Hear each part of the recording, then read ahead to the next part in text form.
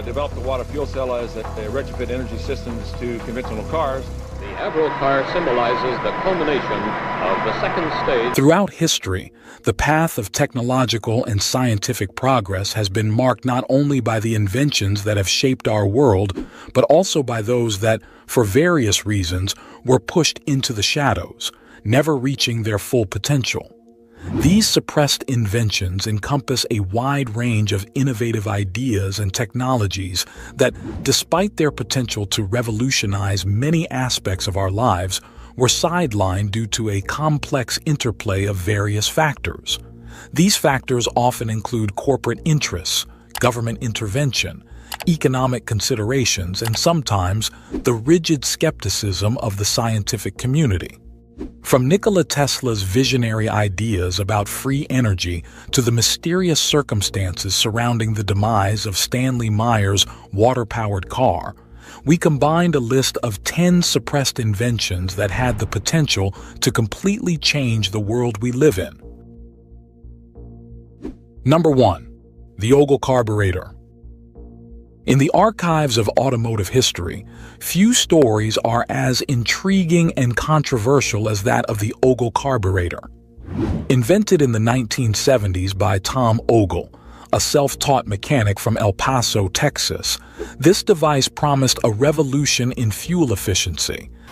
And it's running too lean, so it just spits it back out of the carburetor. Claiming to enable a car to travel over 100 miles on a single gallon of gasoline.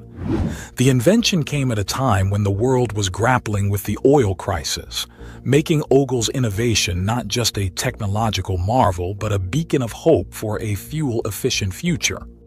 Tom Ogle's journey into the world of innovation was as unconventional as his background. Without formal training in mechanical engineering, Ogle managed to devise a carburetor system that challenged the status quo of automotive technology. The Ogle carburetor's principle was relatively straightforward yet revolutionary. Traditional carburetors mixed air and fuel before feeding it into the engine for combustion. Ogle's system, however, eliminated the carburetor and fuel pump, replacing them with a black box that vaporized the fuel before it entered the engine. This vaporized fuel system allowed for more efficient combustion, significantly reducing the amount of fuel needed to power the engine. Ogle claimed that his system could maintain a car's performance and power while drastically cutting down on fuel consumption. The implications were enormous. Not only would it save consumers money, but it would also reduce dependence on oil and lower automotive emissions. Ogle's invention quickly caught the public's attention. In 1977, he demonstrated his modified 1970 Ford Galaxy, which reportedly achieved extraordinary fuel efficiency.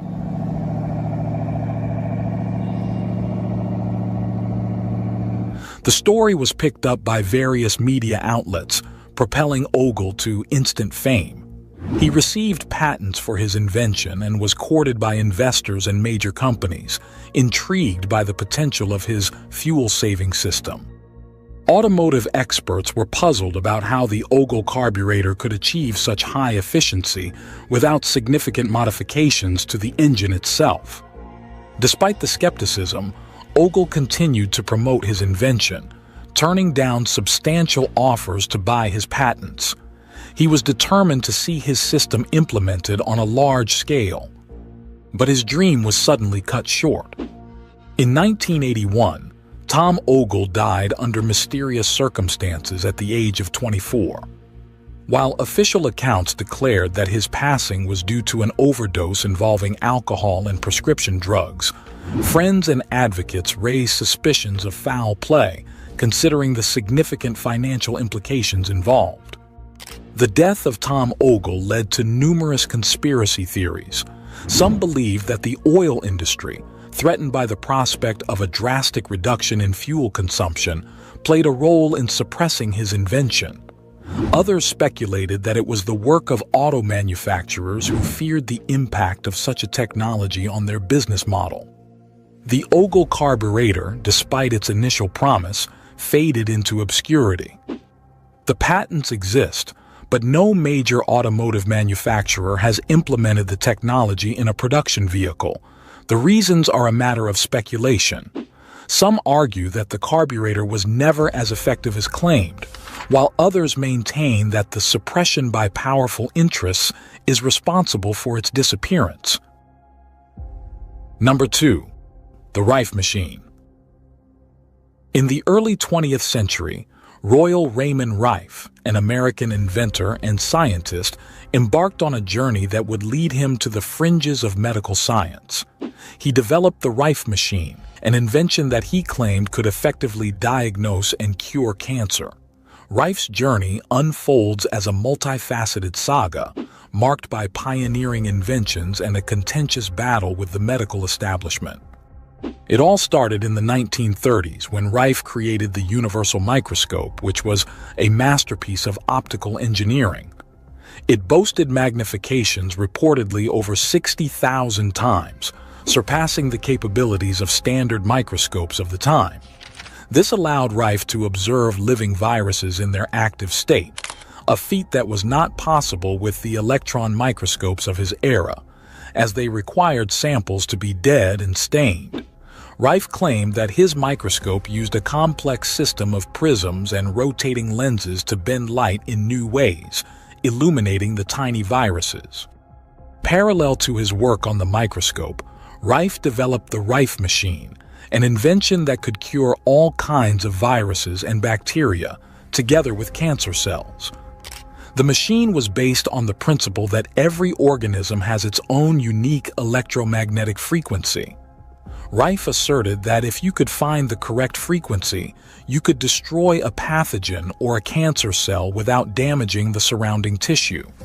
He conducted several experiments, reportedly curing cancer in lab animals and later in human patients. Rife's claims were extraordinary. He asserted that his technology had a 100% success rate in treating cancer. In 1934, he even held a clinic which he claimed resulted in the successful treatment of 16 cancer patients. These claims would have represented a monumental breakthrough in medical science, potentially saving millions of lives.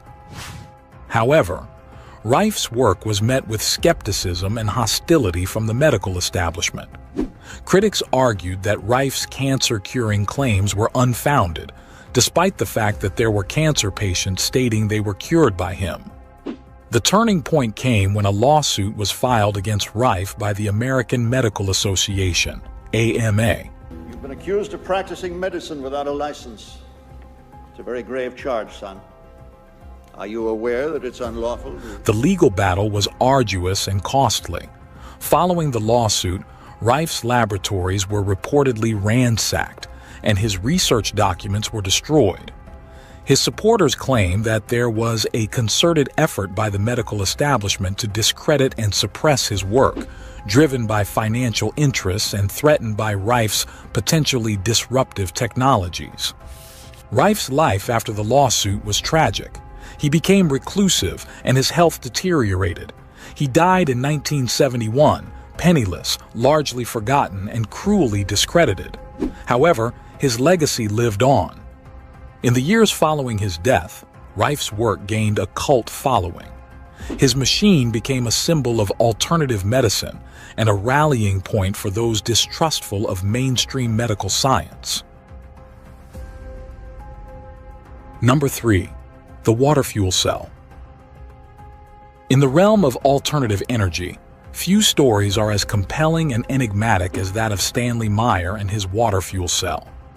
Stanley Meyer, an inventor from Ohio, introduced the water fuel cell in the 1980s. I don't care if you use rainwater, well water, city water, ocean water. If you don't have any fresh water, go ahead and use snow. If you don't have any snow available to you, then use salt water because there's no adverse effect to the fuel cell. Meyer's cell was not just an electrolysis device. He claimed it used a unique process involving resonant frequencies to break the bonds of water molecules with minimal electrical input. Meyer demonstrated his invention in a dune buggy he claimed was powered entirely by his water fuel cell. According to him, The vehicle could use water as fuel, converting it into hydrogen and oxygen gases, which were then used to generate combustion. This concept was revolutionary, promising an abundant, cheap, and environmentally friendly fuel source. It attracted significant attention, with Meyer even being featured in local news and gaining interest from overseas. This here at 6 o'clock, an age-old dream becoming a reality. A local inventor has discovered a way, hear this, to use water to run your car. Despite the initial excitement, Meyer's claims were met with skepticism from the scientific community. His story took a dramatic turn on March 20, 1998. Meyer, who was dining at a restaurant, suddenly ran outside, clutching his throat. Suddenly, he fell to the ground and died shortly thereafter. The official cause of death was ruled a cerebral aneurysm, but this did not stop the emergence of numerous conspiracy theories. Supporters of Meyer's work speculated that he might have been poisoned or otherwise targeted due to the threat his invention posed to the global oil industry. Following Meyer's death, interest in his water fuel cell persisted, with various individuals and groups attempting to replicate his work. However, no one has successfully demonstrated a working model of Meyer's device that clearly shows the production of energy in a manner consistent with his claims. While Meyer's invention promised a world free from the shackles of fossil fuels, his mysterious death left many unanswered questions. The water fuel cell remains a symbol of hope for some and a subject of skepticism for others, a vital part of the quest for clean, unlimited energy. Number 4. Anti-gravity device. In the annals of experimental physics and fringe science, few figures are as enigmatic as Thomas Townsend Brown. His work on anti-gravity technology, which began in the early 20th century, has sparked decades of debate, fascination, and skepticism. Brown's exploration into electrogravitics, the study of electrically charged systems' gravitational behavior, led him to develop what he claimed to be an anti-gravity device, a concept that could revolutionize our understanding of physics and transportation. Thomas Brown's journey into anti-gravity research began with his fascination with the Biefeld-Brown effect, a phenomenon he discovered as a young student. This effect, named after Brown and his mentor, physicist Dr. Paul Alfred Biefeld, suggested that electrically charged capacitors exhibited a small thrust in the direction of the positive pole when suspended in a vacuum. Brown hypothesized that this thrust was due to an interaction between the electric field and the gravitational field, a theory that laid the groundwork for his later experiments. Brown's anti-gravity device, often referred to as a gravitator, was based on the principles of electrogravitics. The device typically consisted of a set of capacitors and electrodes, where high-voltage electric charges were used to create an ionic wind, which Brown believed could produce a propulsive force. In his experiments, Brown demonstrated that when voltage was applied, the device moved in the direction of the positive electrode, an effect he attributed to anti-gravity. Throughout the 1950s and 1960s, Brown conducted a series of public demonstrations of his anti-gravity devices. These demonstrations often involved disc-shaped objects, which would levitate or move when subjected to high-voltage charges. The apparent defiance of gravity by these devices captured the imagination of the public and attracted the interest of the U.S. military. Brown's work was seen as potentially groundbreaking for aerospace technology, offering the prospect of aircraft and spacecraft that could defy gravity and maneuver in unprecedented ways. Despite the intrigue surrounding Brown's work, his claims were met with significant skepticism from the scientific community. Critics argued that the forces observed in Brown's experiments were not anti-gravity, but rather a well-understood phenomenon known as ion wind or electrostatic thrust. This effect, where ions are transferred from one electrode to another, creating thrust, was known to be far too weak to account for the kind of propulsion necessary for anti-gravity flight. Thomas Brown's work on anti-gravity devices has left a lasting legacy, shrouded in mystery and controversy. After his death, much of his research fell into obscurity, with detailed information about his experiments and findings remaining elusive. Some believe the CIA took all of his research and erased anything left to the public, much like they did with many other inventors that we'll discuss in this episode. Nevertheless, Thomas Brown's work has continued to inspire scientists and inventors in the field of alternative propulsion systems. Number 5. The Wardenclyffe Tower. Nikola Tesla, a man so ahead of his time that his name became synonymous with innovation, proposed a concept that could have potentially altered the course of human civilization: free wireless energy transfer. This ambitious idea, born from Tesla's brilliant mind, promised a world where energy would be as accessible and abundant as the air we breathe. However, the journey of this revolutionary concept was fraught with challenges, leading to its eventual downfall, largely influenced by financial and commercial interests. Tesla's concept of free energy was not just about the wireless transmission of power. It was about tapping into the inexhaustible energy sources of the universe. He believed that energy could be harnessed from the environment, from the sun, the air, and even the ether that he believed permeated space. Tesla envisioned a world without the need for coal, oil, or any of the conventional power sources. His idea was to create a global system of wireless energy transmission towers that would provide free and unlimited power to the entire world.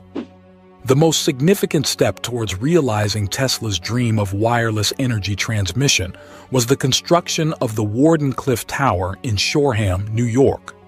This tower was designed to be the first broadcasting system in the world, transmitting both signals and power without wires to any point on the globe.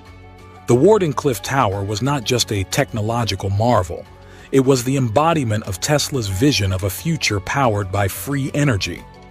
Tesla's ambitious project caught the attention of financier J.P. Morgan, who initially provided funding for the Wardenclyffe Tower.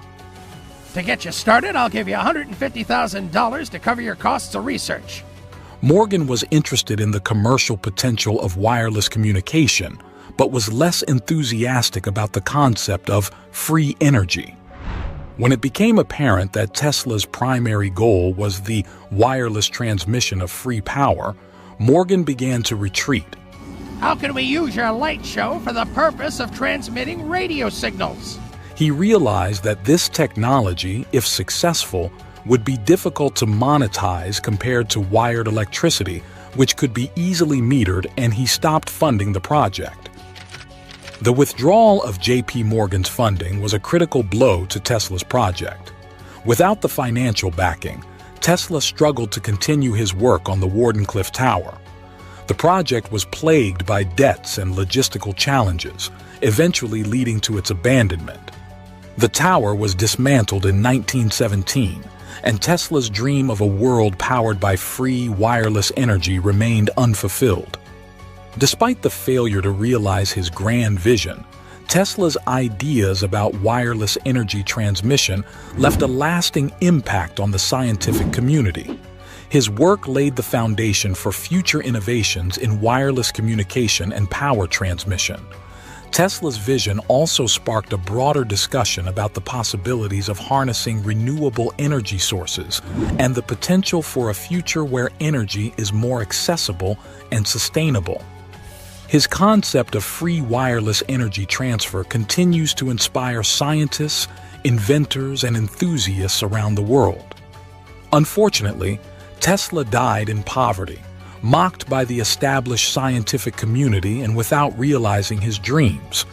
His papers and all of his ideas was confiscated by the U.S. government, and nothing of note was shared to the public. Tesla's vision of a world not bound by the limitations of conventional energy sources resonates strongly in an age where the search for sustainable and renewable energy solutions has become more critical than ever. His work serves as a reminder of the power of innovation and the importance of pursuing ideas that challenge the status quo, even in the face of formidable obstacles. Number 6. The orgone generator. The orgone generator, a device developed by the Austrian psychoanalyst Wilhelm Reich, stands as one of the most intriguing and controversial inventions in the field of alternative medicine.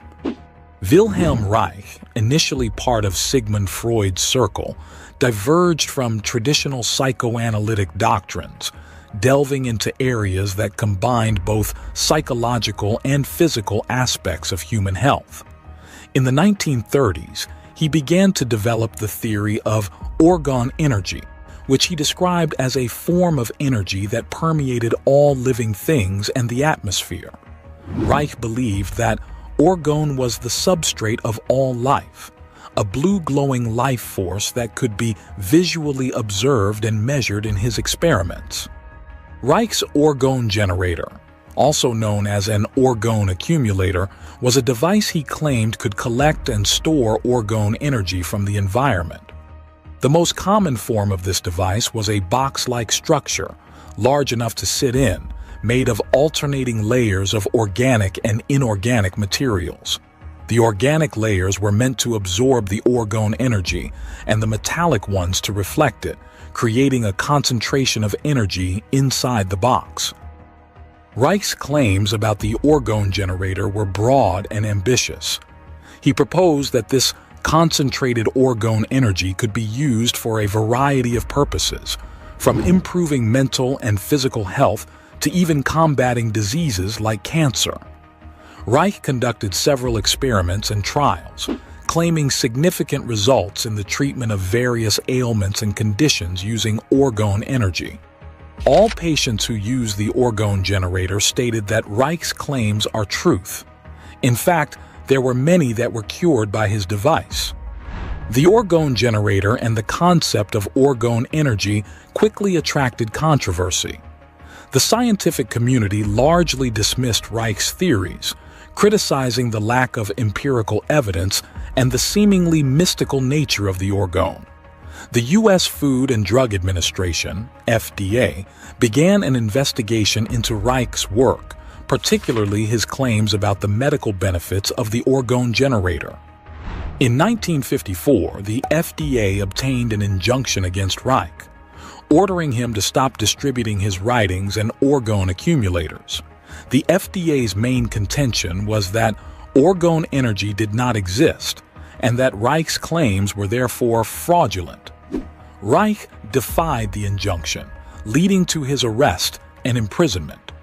The harsh attacks against Reich were very strange, considering he wasn't even charging his clients and he offered healing for free.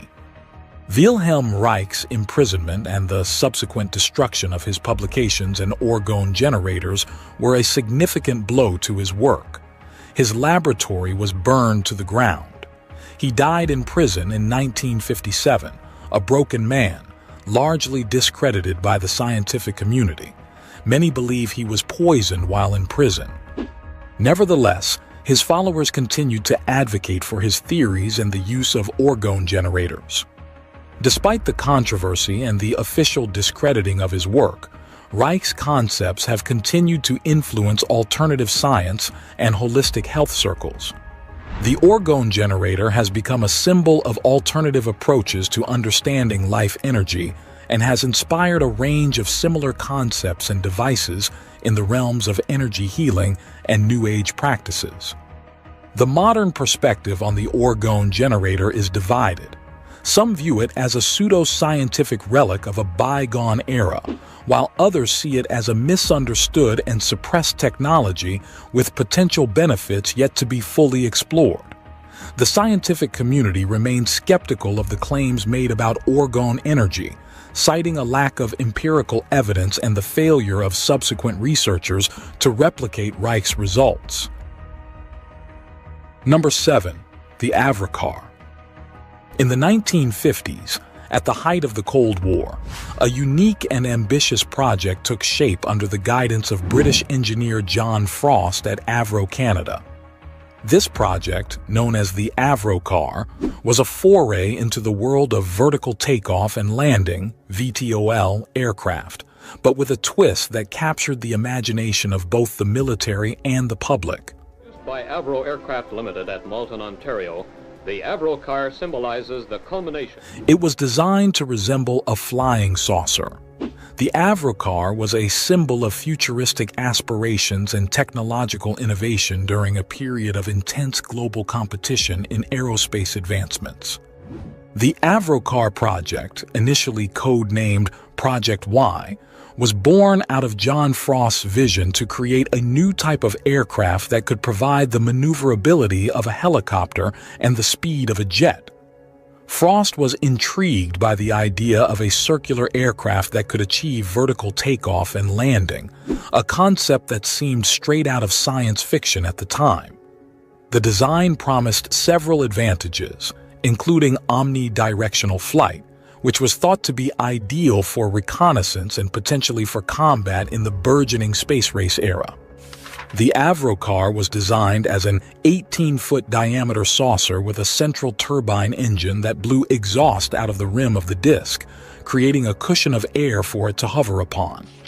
This Coanda effect, where airflow adheres to a curved surface, was expected to provide lift and thrust simultaneously. The pilot would control the vehicle by altering the flow of air. In theory, the Avrocar would be capable of high speeds and altitudes, with the added ability to hover and take off vertically. As groundbreaking as the concept was, the Avrocar faced significant challenges from the start. The prototype struggled with stability and control issues, particularly at higher speeds and altitudes. The cushion of air that was supposed to lift the craft made it susceptible to ground effect, limiting its operational height to a few feet above the ground. The Avrocar also faced problems with overheating and insufficient thrust. Despite these challenges, 2 prototypes were built and underwent extensive testing. The initial tests were promising, demonstrating the vehicle's ability to hover and move across the ground. However, as testing progressed, it became clear that the Avrocar could not achieve the performance levels required for military applications. It was unstable and difficult to control, especially at the higher speeds necessary for practical use. Initially, the Avrocar project received significant interest from the U.S. military, particularly the U.S. Air Force and the U.S. Army, who saw potential in the vehicle's unique design for various applications, including as a flying jeep. However, as the technical limitations became apparent, military interest waned. The project's focus shifted from a high-speed, high-altitude vehicle to a low-flying, all-terrain vehicle, but this too failed to meet the necessary requirements. By 1961, after several years of development and testing, the Avrocar project was officially canceled. The technological and engineering hurdles proved insurmountable with the technology available at the time. The 2 prototypes were retired, with one eventually making its way to the National Museum of the United States Air Force and the other to the Canada Aviation and Space Museum. The Avrocar remains a fascinating footnote in the history of aviation, a testament to the ambitious aerospace engineering of the 1950s. It represented a bold attempt to break the conventional boundaries of aircraft design and pointed towards a future that, while not realized at the time, continued to inspire advancements in aerospace engineering. Number 8. The AOW wagon.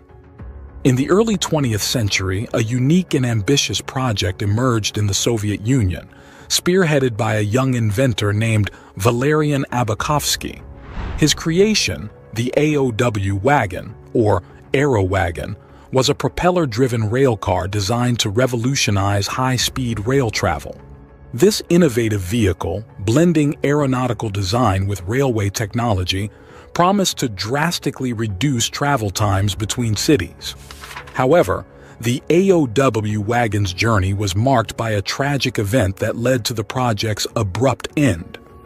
Abakovsky, only 25 years old at the time, was inspired by the burgeoning field of aviation and sought to apply its principles to railway transportation. The Aero wagon was equipped with an aircraft engine and a large propeller at the front, designed to pull the rail car along the tracks at unprecedented speeds. The design of the AOW wagon was a striking departure from traditional trains. It was essentially a rail car with an airplane engine and propeller mounted on the front, capable of seating up to 22 passengers. The vehicle's aerodynamic design and lightweight construction were intended to enable high-speed travel, significantly cutting down journey times compared to conventional steam locomotives. The AOW wagon's maiden voyage took place on July 24, 1921, a test run from Moscow to the Tula region. The journey was a demonstration of the vehicle's capabilities, attended by several Soviet officials and engineers. While the outbound trip to Tula was successful, the return journey to Moscow ended in catastrophe. On the way back, the Aero wagon derailed at high speed, resulting in a tragic accident that claimed the lives of everyone on board, including Abakovsky. The accident was a significant setback for the project and raised serious questions about the safety and viability of the AOW wagon. An investigation into the crash revealed that the high speed of the vehicle may have contributed to the derailment, highlighting the challenges of controlling such a fast-moving rail car on the existing tracks. The tragedy cast a long shadow over the concept of propeller-driven trains, leading to skepticism and apprehension about similar ventures. Despite its tragic end, the AOW wagon was a bold experiment in rail transportation that represented an innovative attempt to merge aeronautical technology with railway engineering, aiming to create a new mode of high-speed ground transport. The project reflected the spirit of innovation and the pursuit of speed and efficiency that characterized the early 20th century. Number 9. The Hoxsey Tonic. Harry Hoxsey's herbal cancer treatment, a concoction of herbs, minerals, and other natural ingredients, stands as one of the most controversial chapters in the history of alternative medicine.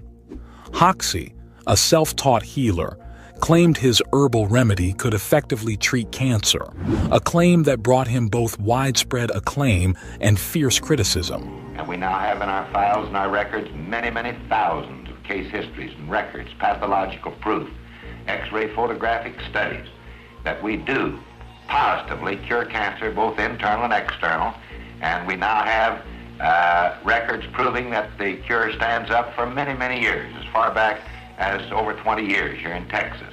His story is a complex interplay of alleged healing, legal battles, and the enduring debate over alternative cancer treatments. Harry Hoxsey's journey into cancer treatment began in the 1920s, rooted in a family recipe purportedly passed down by his great-grandfather.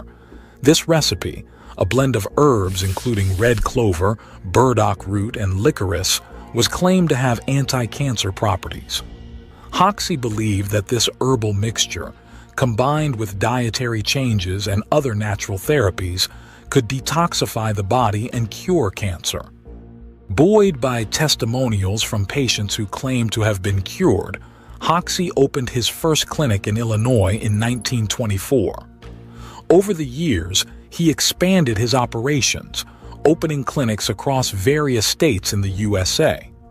These clinics offered the Hoxsey treatment, which varied depending on the type and location of the cancer, but generally included an external salve for topical cancers and an internal tonic for other types.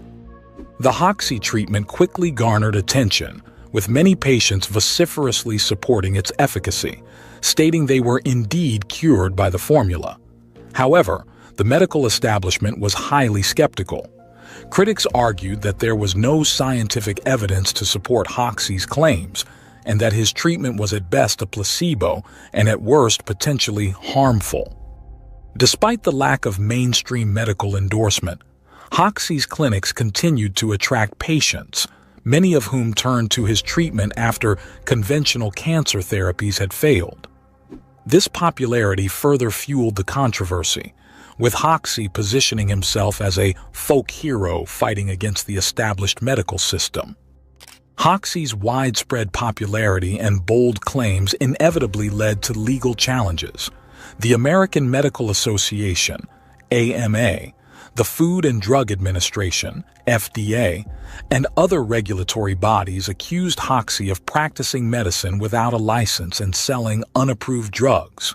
A protracted legal battle ensued, with Hoxie defending his right to offer alternative cancer treatments. One of the most significant legal confrontations occurred in 1950 when the FDA filed a suit against Hoxie for promoting unproven cancer cures.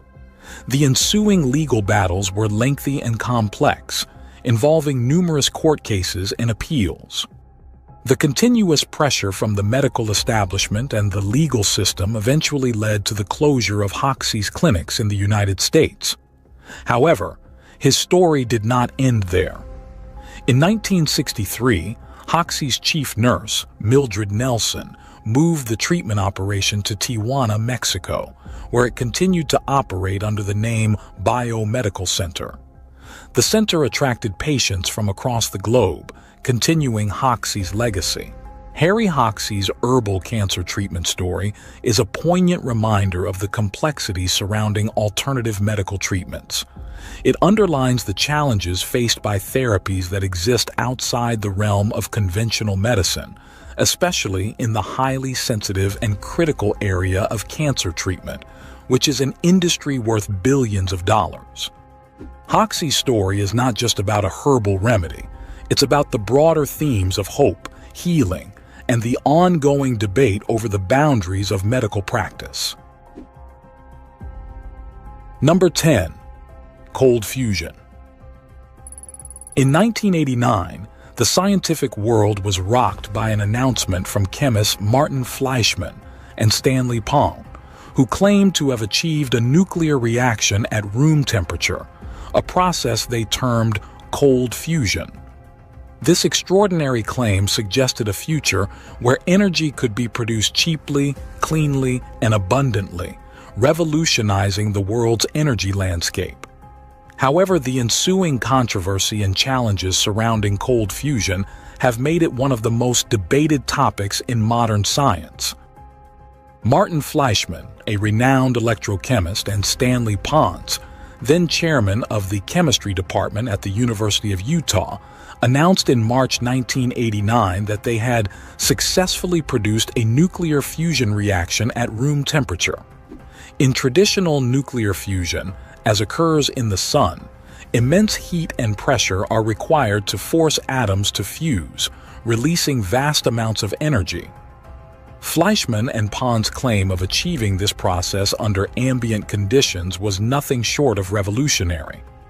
The experiment conducted by Fleischmann and Pond involved electrolysis of heavy water, deuterium oxide, using a palladium electrode. They reported that their apparatus produced excess heat that could not be explained by chemical reactions alone, suggesting that a nuclear process was at work. They also claimed to have detected byproducts, such as neutrons and tritium, typically associated with nuclear reactions. The announcement generated immense interest worldwide, with the prospect of a simple, inexhaustible, and non-polluting energy source. However, it also attracted intense skepticism from the scientific community. Many experts were dubious, as the claims seemed to violate well-established nuclear physics principles. The key criticism was the lack of consistent, repeatable results, a cornerstone of scientific research. Following the announcement, numerous laboratories attempted to replicate the results. Some reported successes, but many failed to reproduce the excess heat or nuclear byproducts claimed by Fleischmann and Pons. The inconsistency of results, along with errors and ambiguities in the original experiment's methodology, led many to dismiss the claims of cold fusion as erroneous or even fraudulent. The announcement of cold fusion was not just a scientific event, it became a media sensation. The public, excited by the possibility of a clean and cheap energy source, followed the developments closely. This media frenzy, coupled with the premature disclosure of results before peer-reviewed publication, contributed to the controversy and skepticism surrounding cold fusion. In the years following the announcement, the initial excitement gave way to disappointment and criticism. Major scientific institutions and journals grew increasingly skeptical, and funding for cold fusion research became scarce. Fleischmann and Pons faced professional and personal backlash, with their careers and credibility significantly impacted. Despite the controversy, the idea of cold fusion has refused to disappear entirely. A small but persistent group of researchers continues to investigate low-energy nuclear reactions, as cold fusion is now more commonly known. These efforts are often on the fringes of mainstream science, with limited funding and recognition. Cavity structural effect. Viktor Grebennikov was a self-taught entomologist from Russia. His journey into the unknown began with a fascination for the natural world, particularly the insect kingdom, which he believed held secrets to extraordinary powers, including anti-gravity. The cornerstone of Grebennikov's discovery was the cavity structural effect, CSE, a concept he derived from closely observing the structure of bee nests and the behavior of insects. It all started in the early 1980s while Grebennikov was camping in the vast Siberian steppe. While laying on the ground, he suddenly experienced an unusual sensation, only to find out he was lying atop an underground bee city. He experienced headaches, ringing ears, and a metallic taste in his mouth, which sparked his interest in the peculiarities of the natural structures around him. Delving deeper into this phenomenon, Grebennikov collected parts of the bee nest and began experimenting. He observed an unusual heat emanation from the honeycomb structures, a sensation that could not be detected or measured by conventional scientific instruments. This observation led him to theorize about the existence of a force field generated by the geometric configuration of the honeycombs, a field capable of influencing the surrounding environment in ways not previously understood by science. Grebennikov's investigations took a significant turn when he examined the chitin shells of insects under a microscope. He discovered an unusually rhythmic, extremely ordered structure that seemed to defy gravity. When he attempted to place two of these chitin plates together, one plate hovered in the air for a few seconds before aligning itself with the other. This observation was the first step toward understanding the anti-gravitational properties of certain natural structures. Convinced of the potential of his discovery, Grebennikov embarked on a project to harness the cavity structural effect for human use. He constructed a platform with thousands of chitin shells attached to its underside, creating what he claimed was an anti-gravity vehicle. According to Grebennikov, this vehicle could travel at speeds of up to 1,500 kilometers per hour and reach heights of 300 meters off the ground. More astonishingly, the device supposedly made the rider invisible from below and encased them in a bubble-like force field that nullified inertia and dynamic pressure. Despite the incredible claims and the profound implications of his work, Grebennikov faced skepticism and rejection from the scientific community. After his patent application in 1992 was denied, Grebennikov attempted to share his groundbreaking work through a book. This publication was intended to detail his discovery, outlining the principles and mechanisms behind his invention, supplemented by a wealth of full-color images and potentially including photographs from a museum demonstration of his device. However, in a turn of events that raises questions about the motives behind the decision, the publishers, potentially influenced by external pressures, significantly altered the book just before its release. This involved the removal of hundreds of images and all schematic details that were crucial for understanding Grebennikov's work. This situation begs the question: why was Grebennikov, already under scrutiny and skepticism from his peers, subjected to further efforts that seemed to undermine the evidence of his invention? A longtime colleague of Grebennikov suggested that he was part of a so-called scientific underground, which faced opposition and perhaps even persecution from the established scientific community and government bodies. Perhaps then, Grebennikov's inadvertent discovery was more profound and potentially disruptive than initially thought. It could be that his work touched upon a force or technology so significant that it was deemed too dangerous or too powerful to be allowed into the public domain, prompting efforts to bury his findings and silence the discussion around them. The hemp car. In the 1940s, amidst the turmoil of World War II and the rise of the industrial era, Henry Ford embarked on a groundbreaking project that diverged significantly from the automotive norms of his time. Known for his innovative spirit and the revolutionary assembly line production of the Model T, Ford turned his attention towards environmental sustainability long before it became a global concern.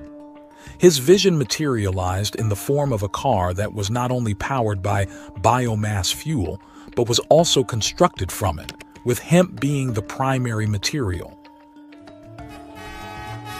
A new idea from Ford 420, the new car made from weed. How can cops stop you for the possession of drugs when your car is made entirely out of it?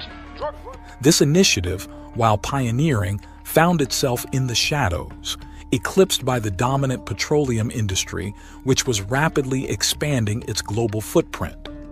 Ford's interest in renewable resources and sustainable materials was not a sudden revelation. He had long advocated for the integration of agriculture with industry, believing that farms could serve as a vital source of raw materials for manufacturing.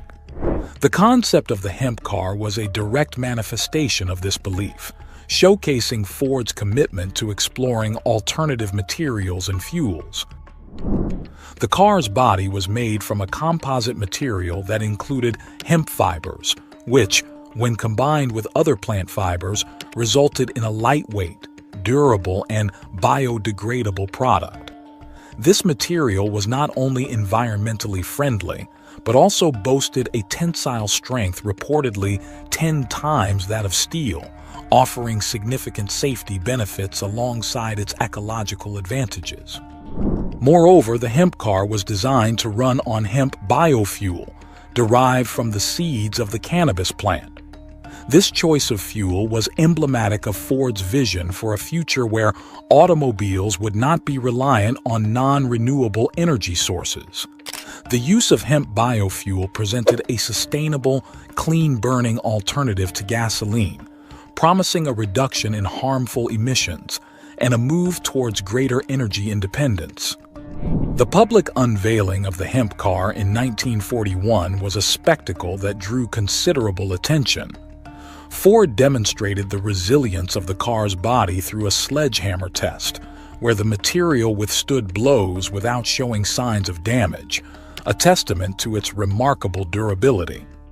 Despite the innovative features and the environmental benefits of the hemp car, the project did not progress beyond its initial demonstration. The reasons for this are manifold, with the prevailing petroleum interests of the time playing a significant role. The mid-20th century marked a period of rapid expansion for the oil industry, with petroleum becoming the lifeblood of the global economy. This shift towards oil-based energy sources created an environment where alternative fuels and materials, such as those proposed by Ford, faced significant obstacles in terms of acceptance and implementation. The economic and political clout of the petroleum industry, coupled with its strategic importance, meant that initiatives like the hemp car were sidelined. The legal and cultural landscape of the time also contributed to the project's demise, with hemp cultivation facing increasing restrictions due to its association with psychoactive strains of cannabis. These factors, combined with the onset of World War II and the subsequent shift in industrial priorities, led to the hemp car project being largely forgotten. The radiant energy device. In the 1930s, a period marked by scientific breakthroughs and the burgeoning of modern physics, an inventor named T. Henry Moray introduced a device that he claimed could harness the boundless energy of the cosmos. This radiant energy device, as Moray described it, was purported to tap into the unseen forces of the universe, offering a limitless source of power that could potentially revolutionize the way humanity generated and used energy. However, despite its promising premise, Moray's invention was met with skepticism, discreditation, and even sabotage, leading to a contentious chapter in the history of alternative energy research. Moray, an electrical engineer and physicist from Salt Lake City, Utah, was deeply influenced by the pioneering work of Nikola Tesla and other scientists who explored the frontiers of electromagnetism and radioactivity. Drawing on these influences, Moray theorized that the space around us is filled with a form of energy that, if properly harnessed, could provide an inexhaustible power source. His device, which he began developing in the early 1920s, aimed to convert this cosmic energy into electrical power, using a complex arrangement of semiconductors, capacitors, and other electrical components. The core of Moray's invention was a special valve, a semiconductive material that he claimed could absorb radiant energy from the environment and convert it into high-voltage electricity. This process, according to Moray, did not violate the laws of thermodynamics, as it merely converted existing energy from one form to another. He demonstrated his device on numerous occasions, reportedly powering lights, radios, and motors in front of witnesses without any apparent external power source. Despite these demonstrations, the scientific community remained largely skeptical of Moray's claims. Critics argued that the device's operation and the theory behind it were not adequately explained or documented in a manner that could be independently verified or replicated. The lack of a clear theoretical framework that aligned with established physics further fueled skepticism, as did Moray's reluctance to disclose the full details of his invention, citing concerns over intellectual property and the potential for misuse. The situation was further complicated by allegations of sabotage and persecution. Moray reported that his work had attracted the attention of powerful interests who sought to suppress his invention, fearing its impact on the existing energy sector. He claimed to have been threatened, his laboratory ransacked, and his equipment damaged in attempts to halt his research. As the years passed, Moray continued to refine his device and advocate for its potential, but he was unable to secure the support needed to bring his invention to fruition. After Moray's death, his invention faded into obscurity, remembered more as a curious footnote in the annals of alternative energy than as the revolutionary breakthrough he had envisioned. Perpetual motion. Victor Schauberger, an Austrian forester, naturalist, and inventor, spent a significant portion of his life studying the dynamics of water flow and natural energy. Born in 1885, Schauberger's observations of the natural world led him to develop theories and inventions that many have since associated with the concept of perpetual motion, a principle proposing a machine or system that can operate indefinitely without an external source of energy.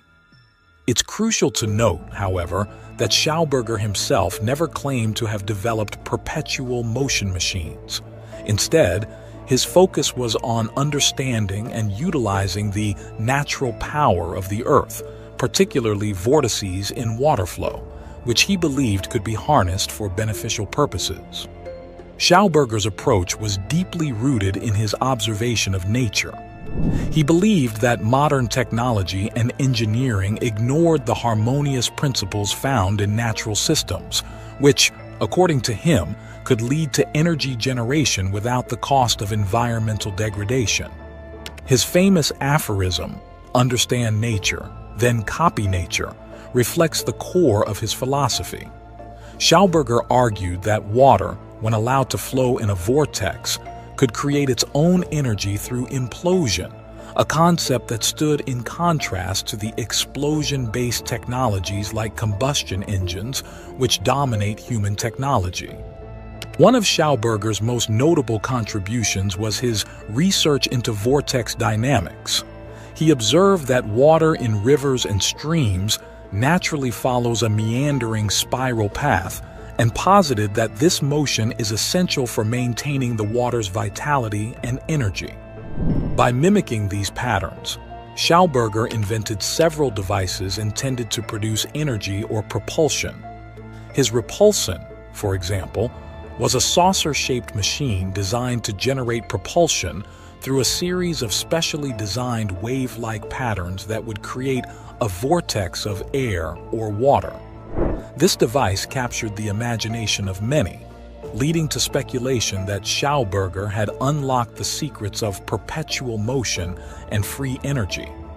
His work attracted the attention of the Nazi regime during World War II, and there are accounts of him being coerced into developing his inventions for military use, an experience that reportedly left him disillusioned and wary of the potential misuse of his discoveries. After the war, Schauberger continued his research, but his inventions never achieved the commercial success or scientific recognition he hoped for. The controversy surrounding Schauberger's work intensified after he was taken into custody by U.S. intelligence agents and held for 9 months.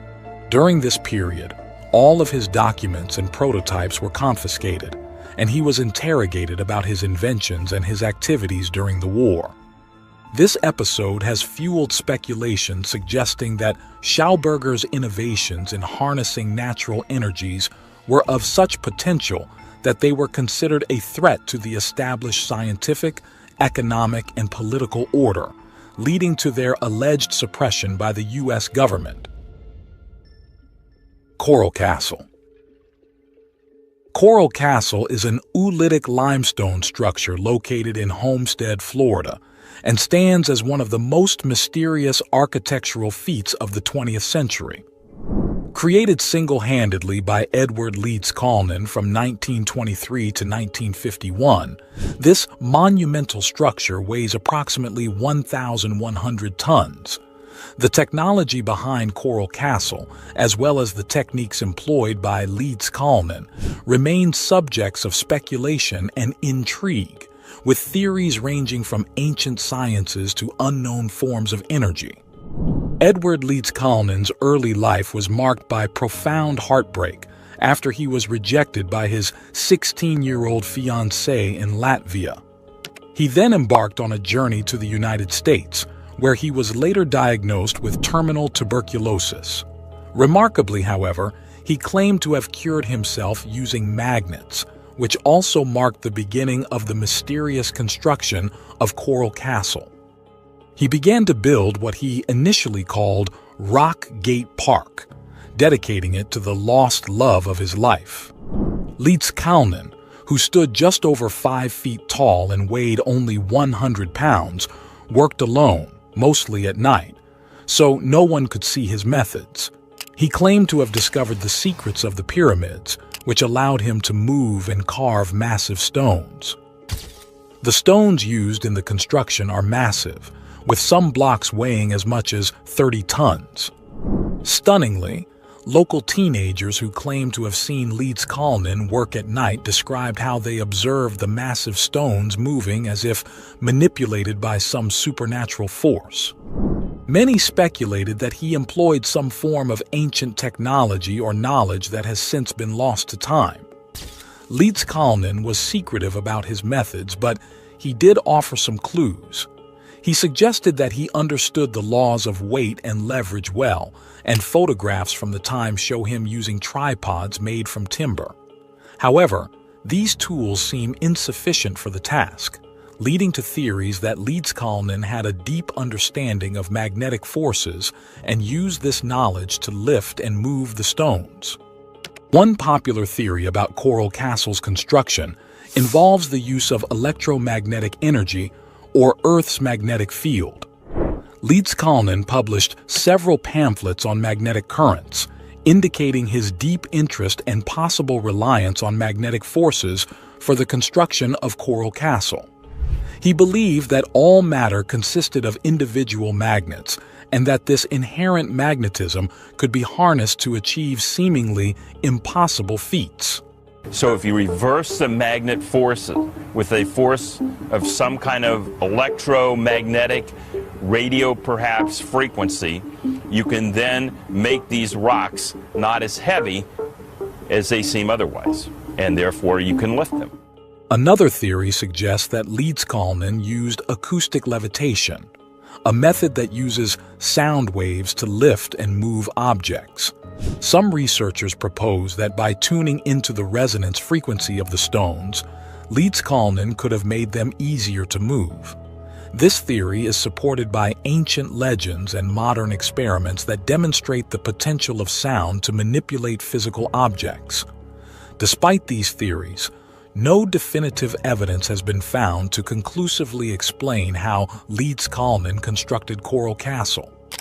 The secrecy surrounding his methods and the lack of eyewitnesses have only deepened the mystery.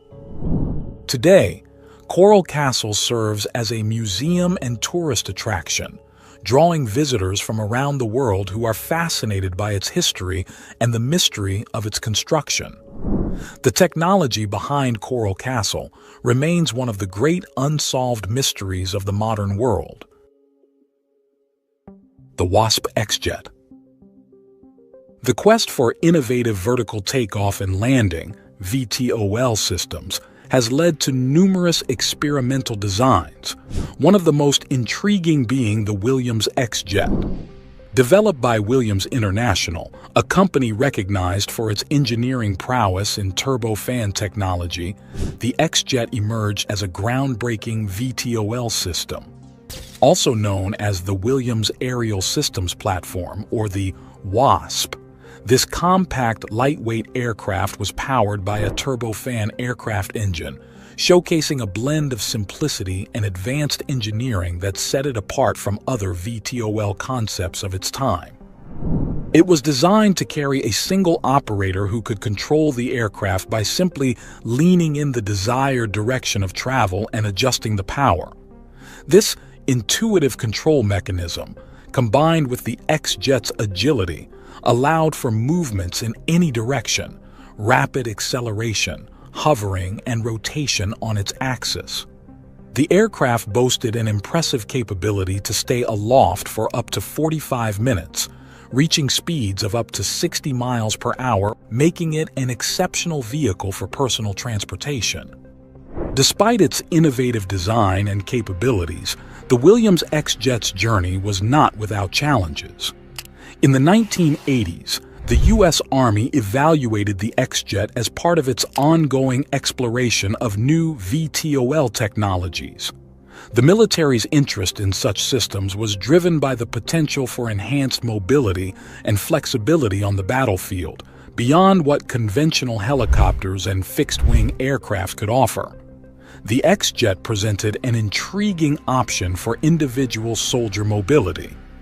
However, after thorough evaluation, the U.S. Army concluded that the Williams X-Jet, while innovative, was inferior to the capabilities provided by helicopters and small unmanned aircraft. The decision was based on several factors, including the X-Jet's limited range and payload capacity compared to helicopters and the rapidly advancing technology of unmanned aerial vehicles, UAVs, which offered greater versatility without risking a pilot's life.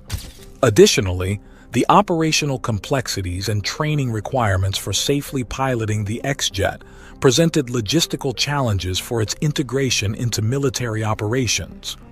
Although this technology wasn't suppressed, and it would be an improvement in people's daily life, it wasn't utilized as it was too expensive and relatively hard to fly.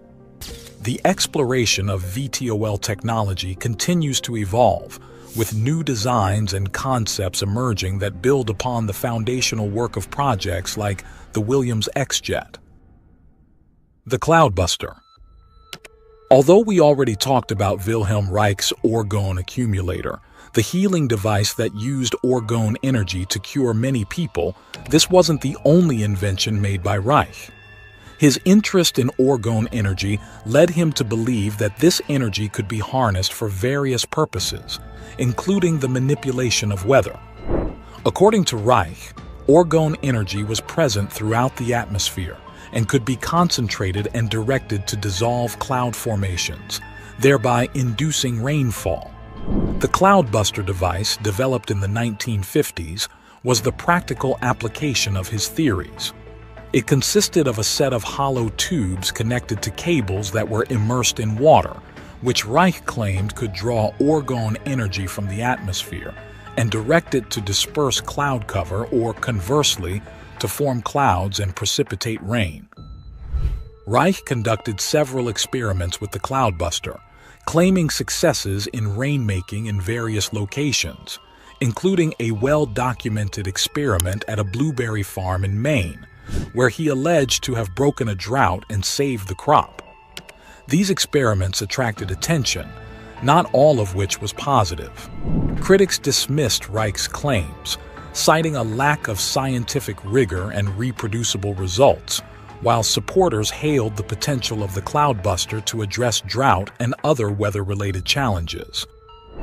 The legal and governmental challenges faced by Reich and his Cloudbuster project were, in part, a consequence of the broader controversy surrounding his work on orgone energy.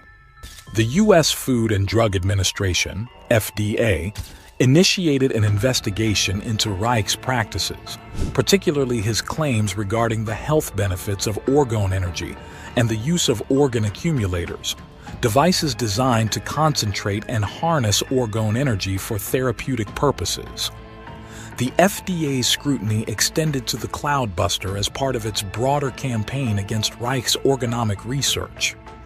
In 1956, following a series of legal battles, Reich was sentenced to prison for contempt of court, related to his refusal to comply with an injunction against the distribution of organ-related materials. The controversy surrounding the Cloudbuster was thus intertwined with the wider legal actions against Reich, which culminated in the destruction of his publications and orgone accumulators by the FDA, an act that has been described by some as a dark moment in the annals of scientific censorship. The original electric car. The tale of the General Motors EV-1, the world's first mass-produced electric car, is a clear example of the suppression of emerging technologies due to industrial interests. Launched in the late 1990s, the EV-1 represented a bold foray into electric mobility, a glimpse into a future where automobiles no longer relied on fossil fuels. However, the journey of the EV-1 was abruptly halted, sparking debates that continue to resonate today, especially in the context of the 2006 documentary, Who Killed the Electric Car? The EV-1 emerged from General Motors as a pioneering effort to address the growing concerns over air pollution, oil dependency, and the environmental impact of conventional vehicles.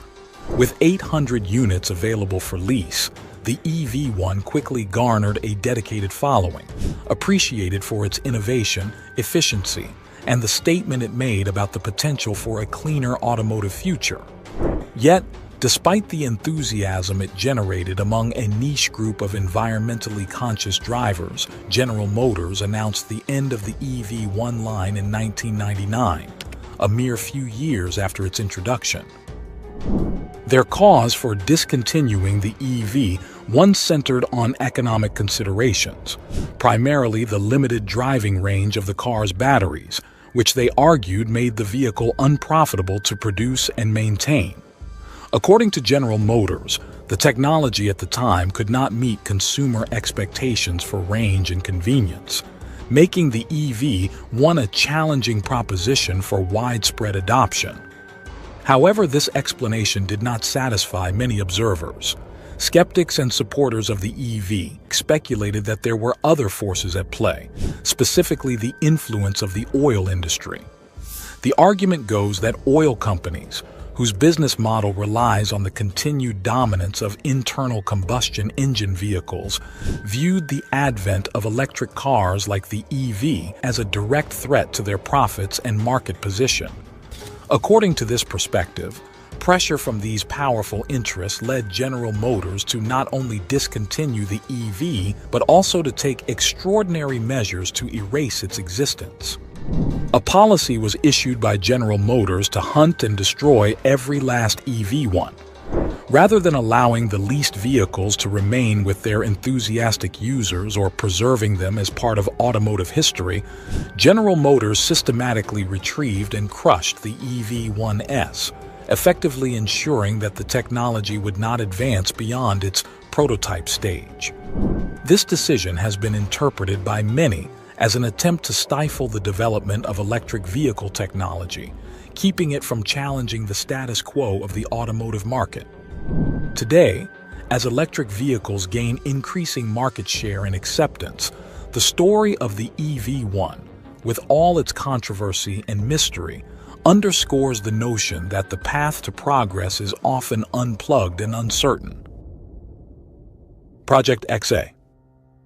The story of Dr. James D. Mould and his cancer-free cigarettes is one that would incense every smoker and every person who has lost a loved one due to the effects of tobacco smoking.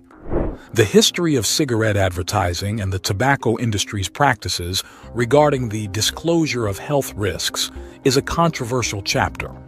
It's a well-known fact that for decades, tobacco companies engaged in aggressive advertising campaigns that not only promoted smoking as a desirable and socially acceptable habit, but also employed tactics that downplayed or outright denied the health risks associated with smoking. One of the most notorious aspects of these campaigns was the use of advertisements that featured doctors or implied medical endorsement, creating a misleading narrative about the safety of cigarettes. In the early to mid-20th century, cigarette advertisements were ubiquitous, appearing in magazines, newspapers, billboards, and later on television. These ads were designed to appeal to a broad audience, including women, men, and even teenagers, using various themes such as glamour, masculinity, sophistication, and stress relief. Starting in the 1950s, research began to shed light on the detrimental health effects of smoking, but tobacco companies fought vigorously to discredit these findings. They funded their own research to create doubt about the health risks, embarked on public relations campaigns to maintain the social acceptability of smoking, and lobbied politicians to prevent or weaken regulation. This leads us to 1955, when a scientist named Dr. James D. Mould embarked on groundbreaking research with Liggett and Myers, a tobacco company based in North Carolina. Tasked with identifying carcinogenic components in cigarette smoke, Mould's research focused on substances that cause cancer in laboratory mice. This endeavor led to the inception of Project XA, a bold initiative aimed at creating a safer cigarette by eliminating or reducing these harmful ingredients. Project XA represented a significant departure from traditional cigarette manufacturing. Mould, with support from Liggett and collaboration with the AD Little Company, dedicated himself to developing a cigarette that wouldn't contribute to cancer. After 25 years of rigorous research and development, Mould introduced the XA, also known as the Palladium cigarette. This innovative product utilized palladium and magnesium nitrate to neutralize cancer-causing substances in cigarette smoke. Laboratory tests confirmed the efficacy of these cigarettes in reducing cancer incidence among lab animals, marking a potential breakthrough in tobacco product safety. However, despite the initial backing from Liggett, the project encountered insurmountable obstacles. The company's executives, influenced by legal counsel, decided to withdraw support for Project XA. The lawyers argued that introducing a safer cigarette could expose the company to a deluge of lawsuits from consumers harmed by their traditional products. This legal concern effectively halted the progress of Project XA, forcing Mold to abandon over 2 decades of work. Liggett's directive to Mold to keep his findings unpublished ensured that the public remained unaware of the potential for safer cigarettes, leaving the health risks of conventional tobacco products unaddressed. Another reason the palladium cigarette never made it to the shelves was because Liggett didn't want to break ranks with other tobacco giants like Philip Morris. Although the company knew that the product would be commercially viable and marketable, they were more worried about the potential retaliation from other tobacco companies in the industry. The cessation of Project XA, after an investment of approximately $10 million, underscores a troubling chapter in the history of tobacco research. Worse still, Liggett and other tobacco giants continued to sell cancer-causing cigarettes, even though they were fully aware of the health risks associated with what they sold. The Hendershot generator. Lester Hendershot was an American inventor in the late 1920s, claimed to have developed a device capable of generating free energy. The Hendershot generator, as it came to be known, was said to harness the Earth's magnetic field to produce electricity without the need for fuel.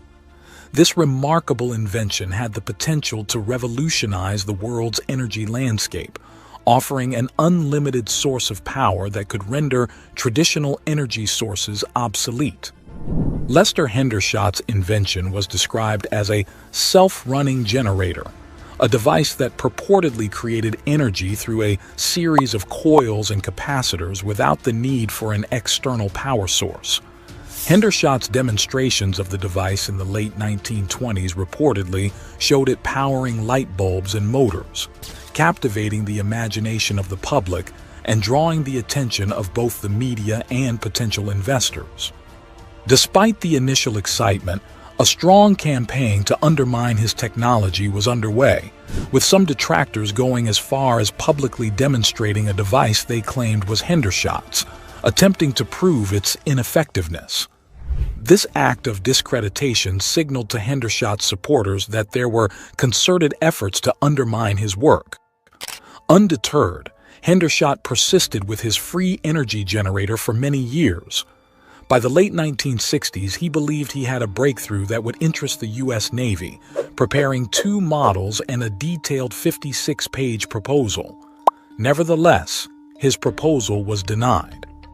In April 1961, as Hendershot's son was returning from school, he found his father dead. Officially recorded as a suicide, the absence of a thorough investigation led many, including his family, to suspect foul play, theorizing that his innovative work posed a significant threat to large energy corporations. Rumors circulated that Hendershot had been warned by a major corporation, which he declined to name, to cease all work related to his generator, underlining the potential disruption his invention could cause to their lucrative business. Allegedly, Hendershot accepted $25,000 under the condition he halted his research for 2 decades. He had expressed fears for his safety to his family, indicating the gravity of the threats he faced. Hendershot's death and the suppression of his invention continued to provoke deep questions.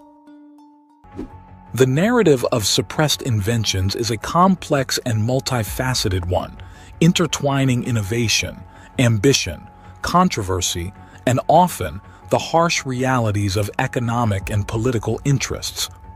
As we have explored various cases, From the visionary endeavors of Nikola Tesla to the contentious claims of cold fusion by Martin Fleischmann and Stanley Pons, a common thread emerges: the delicate balance between groundbreaking discovery and the societal, scientific, and commercial forces that shape their trajectories. These stories serve as poignant reminders of the myriad challenges that confront radical innovation. They highlight the resistance that transformative ideas often face, whether due to entrenched interests, regulatory hurdles, scientific skepticism, or a combination of these factors.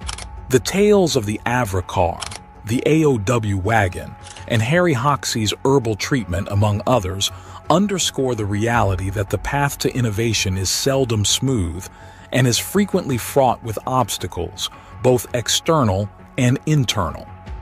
Moreover, the saga of suppressed inventions underscores the importance of rigorous scientific validation and peer review, especially in cases where the stakes are high, such as in medical treatments or energy solutions. It also points to the need for a supportive ecosystem that fosters and nurtures innovation, one that balances skepticism with open-mindedness and economic interests with societal welfare. As we reflect on these stories, we are reminded of the enduring human spirit of curiosity and the relentless pursuit of knowledge and progress. While not all claims of suppressed inventions withstand scrutiny, each story contributes to the tapestry of human endeavor and the ongoing dialogue about the role of innovation in society. In the end, the saga of suppressed inventions is not just about the inventions themselves, but about the broader themes of human aspiration, the quest for understanding, and the complex dynamics that govern the advancement of technology in our world. If you're interested in more incredible inventions, watch our video on Nikola Tesla's secret inventions that were lost or censored. The link is in the top pinned comment.